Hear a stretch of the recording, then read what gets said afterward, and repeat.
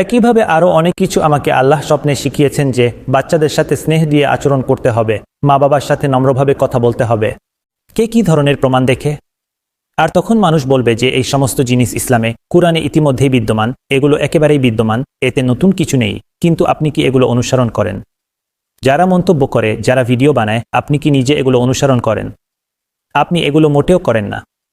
যদি আপনি তা করতেন তাহলে আপনি বলতেন, আচ্ছা, আমরা ধৈর্য ধরব, 8 বছর ধরে কোনো দাবি করেনি, দেখা যাক তিনি দাবি করে কিনা। আমরা অবশ্যই এতে বিশ্বাস করব, কারণ আমাদের দৃঢ় বিশ্বাস আছে যে তাই এখন ইউটিউবে যে স্বপ্নগুলো আছে সেগুলো এখন পুরনো তারিখে আছে, এখনও তা ঘটেনি এবং আমরা আশা করি ভবিষ্যতে তা ঘটবে। আমরা এটা বিশ্বাস করব, তাই ইউটিউবে এখন যে ভিডিওগুলি আছে সেগুলো পুরনো তারিখের। এখন আপনি পুরনো ভিডিও আপলোড করে সেটি পুরনো তারিখে নিতে পারবেন না, এটা সম্ভব নয়। যান এবং দেখুন, এগুলো পুরনো ভিডিও যেখানে আমি বলেছি আমি কখনো কোনো দাবি করব না।